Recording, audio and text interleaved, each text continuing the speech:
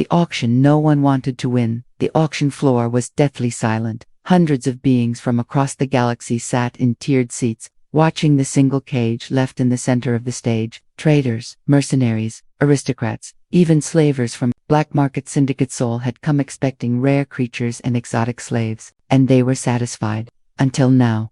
This one was different. Inside the thick energy bar cage crouched a tall, silver-skinned alien girl, muscles coiled like a predator. For sharp ridges along her back, glowing amber eyes fixed on nothing and everything all at once. Her wrists bore the remains of shattered restraints, her bare feet pressed into the metal floor like she was ready to pounce. Every motion radiated cold, animalistic danger. Her race was known as the Corthariapex Killers from the Outer Rim, bred for war, engineered to resist mind, and this one was feral, untrainable, lethal.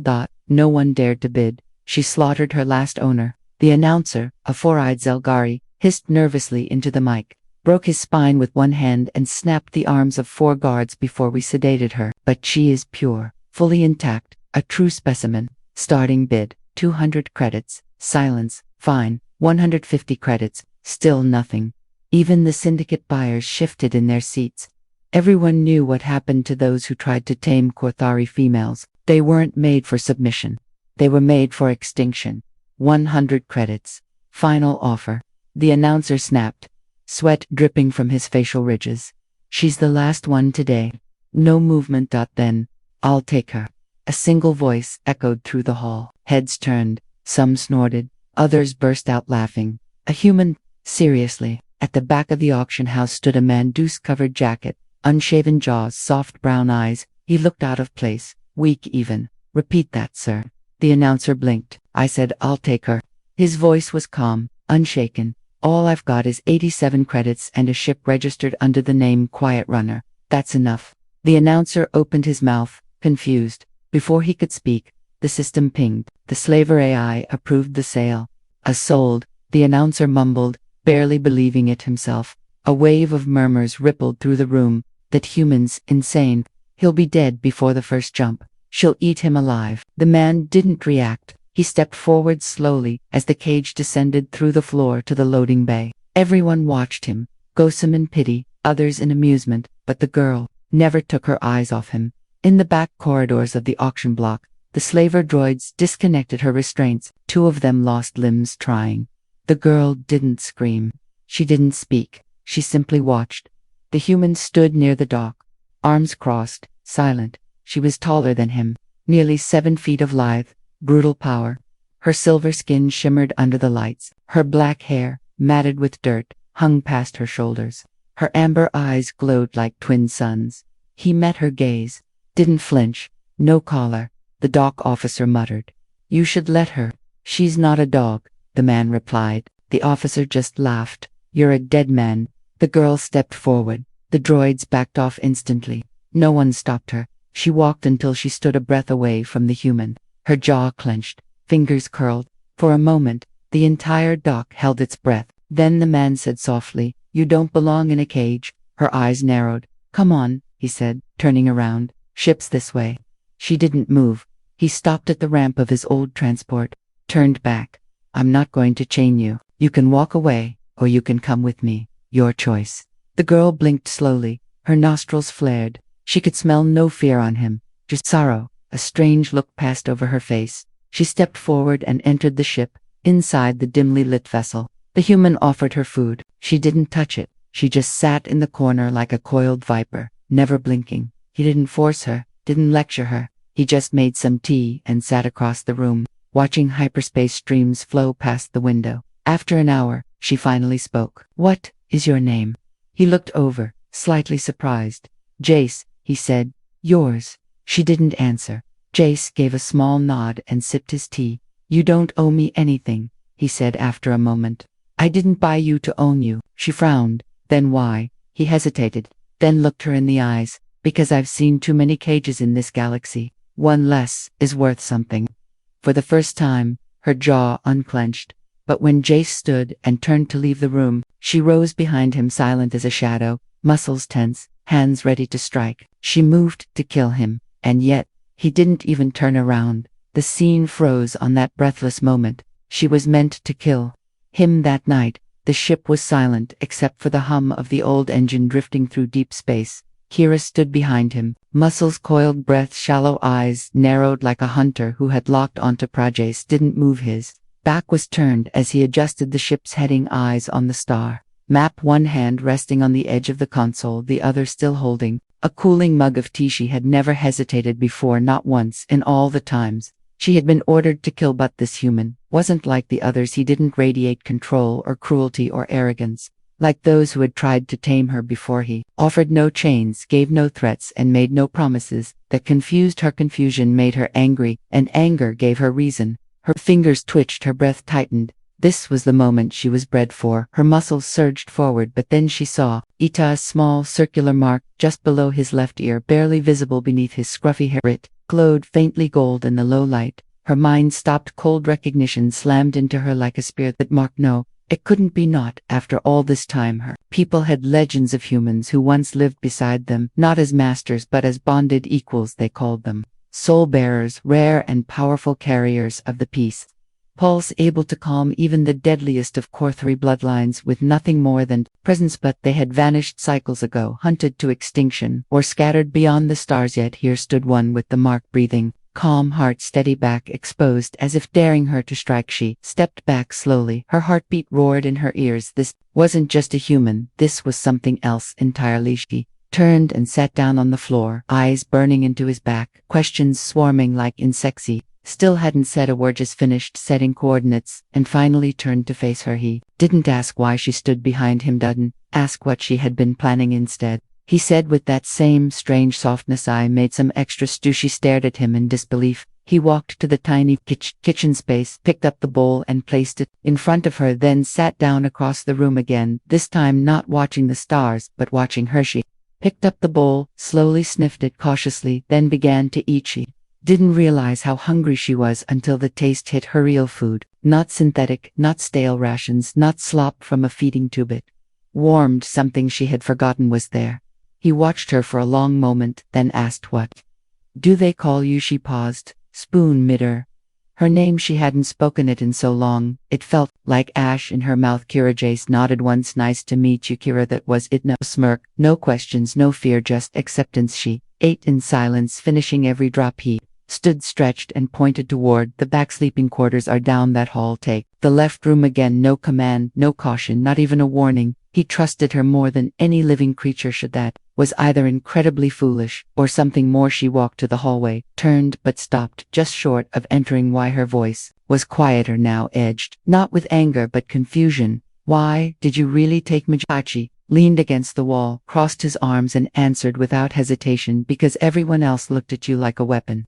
I saw someone who wanted to be free." Chest tightened. That word again, free. It sounded unreal in her ears. He continued, "You don't scare me, Kira, and I'm not here to control you. Either you walk your own path if you choose to walk it with me. I'll do what I can to keep you alive." She stared at him, searching for a lie or hidden intent, but found none. There was only sincerity in those tired brown eyes, and something else. To pain he had known lows, he had known cages of his own, maybe not visible ones but real. Nonetheless, she turned and walked to the room, the door sliding open with a soft hiss. Inside was plain, a single bed, a storage unit, a folded blanket, and a small view screen showing drifting stars. She sat on the bed, eyes on the stars, and for the first time in years didn't feel the instinct to fight or run back. In the main cabin, Jace sat alone, sipping his tea. He didn't look back once. He didn't need to. He knew she had chosen not to kill him, but he also knew this was just the beginning, the bond he didn't know he had. The stars outside drifted slow and silent like ancient watchers, unmoved by anything happening in the metal shell of Jace's ship. Inside the cabin, Jace awoke to the low vibration of proximity, alarms blinking faintly across the console. His body ached from sleeping in the pilot's seat again, but he ignored it and checked the system logs. Nothing dangerous, just a sensor drift. He stood, stretched, and made his way to the rear hall, where the crew quarters were quiet. He paused outside the left door, the one he told her to take the night before, unsure if she had actually stayed. Then he heard Ita, breath light and calm from the other side. She was still there. He went back to the mess, made coffee, the real kind, not the rehydrated sludge most people used, now, and placed 2 cups on the table, one in front of his seat and one across from him. Minutes Past then the door opened. Kira stepped in slower today, more alert, more measured, less like a wild animal, and more like a soldier evaluating a battlefield. Hair was combed back, slightly wet from a wash, her posture proud, but not aggressive. She sat across from him without a word and lifted the coffee, sniffed it, curious. Not poisoned, he said gently, though I doubt it tastes like what you're used to. Sipped and nodded, once the closest thing to approval he had seen from her so far. Then she looked at him deeply, eyes narrowing. That mark on your neck you noticed, he replied. That's not just a scar, it's a symbol, a forgotten one, from a time long before your auction, or mine. Her voice had no growl now, only curiosity and tension under the surface. That mark belongs to the line of Varen, those who carried the peace wave, the bond, who could still the minds of battle-born warriors with presence alone. Those were stories. Jace said people tell themselves things like that when they want to believe in hope. They weren't stories. Kira whispered, her gaze sharpened, her tone heavier. They were warnings, and you are the proof they were real. Jace blinked, surprised, not because of her words, but because somewhere deep inside him he had always known he was different. He had walked through war zones and been ignored, had stepped into chaos and found people calming near him. He thought it was luck or quiet courage, but now he wondered. Kira leaned forward, her fingers twitching. My people believed the Varen were dead, killed by those who feared what they could do, but if one survived, it would explain why I didn't strike you. Why? I hesitated because you felt something, Jace said, his voice softer, something ancient. She nodded once, slow and deliberate. Then the ship jolted violently, the coffee spilled across the table, and both of them jumped to their feet. Instantly Jace ran to the cockpit, checked the sensors, his stomach turning as he saw the alert blinking red wheat. Being tracked, he said. By who? She asked, stepping beside him, hands clenched, eyes glowing faintly. No signature. ID, no call sign, stealth burn signatures. Only one group in this part of space flies silent and hunts this way. Kira stiffened. It's them, who the Core 3 Death Squad. Her voice dropped low. Sent to erase evidence, sent to silence failures, sent from me. Auction wasn't just about selling you, was it? Jace said, his fingers flying over the console. It was about hiding you, getting you killed without blood on their hands. They never meant to let me leave a live-on. Now they'll burn this ship to ash, just to clean up the mistake. The ship rocked again, a warning shot this time, but the next wouldn't miss. Tace turned to her. We can't outrun them, not in this rust bucket. Then don't outrun them, she said, standing tall, teeth bared, eyes lit like fire. We fight. He looked at her not as a weapon but as something more, something rising from chains with fury and purpose. Then let's make them regret trying. Together they moved through the ship, prepping what little firepower they had, sealing bulkheads, charging old shield cells barely held together with tape and software. The enemy ship appeared from the shadow of a nearby moon, sleek black and bristling with ion cannons. Kira stood at the front viewport, her hands pressed to the glass. She didn't look afraid. She looked ready. Jace at her side, heart steady, mind clear. They were outgunned, outnumbered, and half-broken, but in that moment a bond formed between them, not of owner and captive, not of warrior and guardian, but something old, something bond born of choice, born of silence, born of trust. The first blast struck the shields, and the ship roared with fire, but neither of them flinched. The escape, no. One expected. The ship screamed as another blast tore across the hull. Metal warped lights flickered, bulkheads groaned, but the shields barely. Hell just gritted his teeth, hands moving fast over the controls, trying to keep the ship steady, engines howling as he pushed them beyond safe limits. Kira stood beside him, eyes sharp, posture unshaken. Like the storm around her only made her stronger. She studied the enemy ship, now hovering above them like a predator, too confident, too sure of its kill. For plasma cannons, glowing 8 assault pods latched to its underbelly, ready to launch a boarding strike. They want me alive, she said, voice cold. They want you. Jace looked over, one eyebrow raised. That makes things simple. He flipped a switch, rerouting power from rear systems to the engines. The ship shuddered but responded. She moved fast, checking weapons, calibrating the pulse turrets, manually overriding failsafes. With practiced hands, you've done this before? He asked, watching her reroute the core's coolant flow. She didn't answer right away, just stared at the console for a breath, then replied, I was trained to lead fleets, not be sold in cages. Outside, a sudden burst of light, the first boarding pods launched, streaking toward them like silver knives. Wove got 30 seconds, Jace said, bracing himself. Kira didn't hesitate. She turned, bolted down the corridor to the weapons hatch, opened a side panel, pulled out 2 curved energy blades, their handles scorched from age. Her reflection shimmered on the metal, not as a slave, not as a beast, but as a warrior, Return. Jace opened the hatchway as the pods crashed into the ship hull, breaching with a hiss of vapor, and silence. They came fast, armored Kothari soldiers with black visors and stun lances, fanning out in formation, expecting a frightened crew, an easy capture. Instead, they got her. Kira moved. Like lightning, her blades sang through the air, cutting through the first line before the rest could react. Her body danced between them, no wasted movement, no hesitation. She dropped 3 with clean strikes, then flipped one of the lances into her grip and launched it through a second wave. Jace heard it all through the ship comes. Her breath, her roars, their screams, and the sound of metal hitting metal. But the enemy ship wasn't waiting. It circled around, powering its main. Kanan just made a choice. Fast, reckless human instinct mixed with stubborn survivability. Shut off the autopilot, rerouted the remaining engine thrust to the stabilizers, and the ship plummeted toward the surface of the moon below, a jagged ice world, swirling with electric storm. Sea opened the internal Kumskira hold.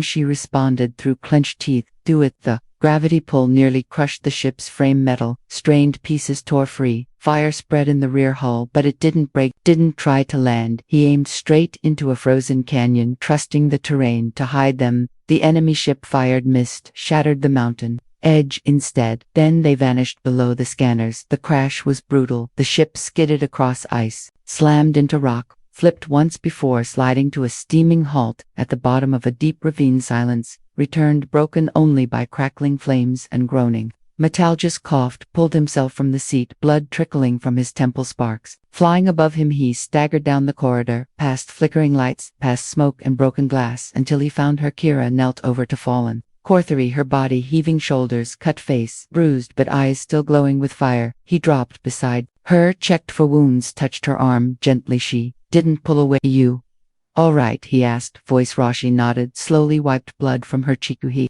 gave a weak grin, crashed into a moon, nearly lost an engine, got a concussions, so pretty normal day. She let out a sharp breath, not quite a laugh, but not far from it. Then her expression shifted. They won't stop. They will track us. They will send more than we don't run, Jace said. Not anymore. We show them what happens when you push people who've got nothing left to lose. He looked around at the ruined ship, at the frozen cliffs rising around them, at the sky above, dark and storm-filled. We rebuild, we hide, and we send a message, not just to them but to everyone watching. Kira watched him, and in that moment something old, something deep unlocked inside her. She reached toward his hand, placed her palm against his. Our bond was not born in chains, it was chosen, and that, Jace whispered, means they can't break it. The price of freedom. Cold wind howled through the jagged canyon as smoke curled from the wreckage of the quiet runner, frost creeping up its battered hull, while static flickered across the damaged comms panel. Inside, Jace stood in the control chamber, stripped to his undershirt, sleeves torn, hands covered in grease, as he rerouted damaged circuits using scrap and intuition more than training. His breath fogged in the freezing air, but he kept moving. Kira sat nearby, sharpening one of her curved blades with slow, methodical strokes, her eyes scanning the narrow entrance of the ravine, senses tuned to every shift in wind, every crack of ice. For 3 days they had hidden, repaired, regrouped. They had slept in turns, shared food, rebuilt trust in the dark under skies as storms. Jace finally spoke as he reconnected the backup linked to the long-range antenna. We have one chance. If the signal reaches the resistance sector, someone might hear us and help. Kira turned her gaze toward him, her voice low and sure. And if your message is intercepted, then they find us and finish what they started, he answered. But at least we'll burn on our own terms, not theirs. She looked at the device, then at him, and gave a single nod, her trust unspoken but complete. He activated the beacon, tuned it manually through static, through signal interference, through storm burst. And he spoke not to a fleet, not to an army, not to politicians or generals, but to the quiet ones, the hidden ones, the forgotten. This is Jace Varan, citizen of nowhere, passenger of the quiet runner. With me is Kira of the Kothari, daughter of rebellion, once branded untamable, now free by her own will. We were hunted, sold, and nearly erased, but we survived, not by strength alone, but by choice. We are not tools, not weapons, not property. You hear this if you have ever felt the weight of silence, the pressure of chains, the sting of exile. Know this: you are not alone. The galaxy can be changed one choice at a time, one bond at a time. He ended the broadcast. Silence returned, except for the wind and the slow beeping of the beacon pulse. Kira stared at him, her expression unreadable. That was not a message for an army, she said. No. Jace replied, it was for the ones who've already lost everything. A flicker of light caught Kira's eyes on the horizon.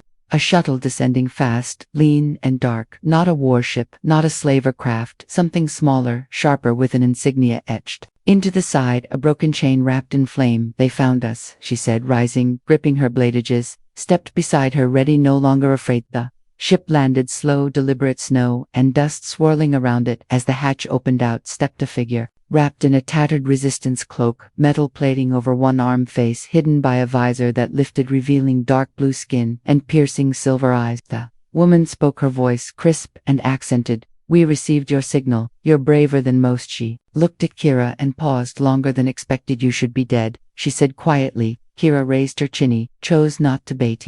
Woman smiled, not unkindly. Then come with us, both of you. Others will want to hear your story. Kira glanced at Jace. He gave a small nod. They stepped aboard the shuttle side by side, no longer fugitive and buyer, no longer beast and man, but equals, shaped by pain, connected by fire. The ship rose, carrying them into storm clouds toward the unknown. Weeks later, whispers began to spread in fringe sectors and outlaw bars, stories of a Kothari female who bled for a human, and a human who never raised a child. A message that reached across systems, not as a threat but as a promise. And in quiet corners, cages were left empty, collars unmade, alliances formed, not from fear but from faith. The auction had ended, but something greater had begun. A truth that could not be sold or silenced. Freedom had a price, and someone had finally paid it. The end.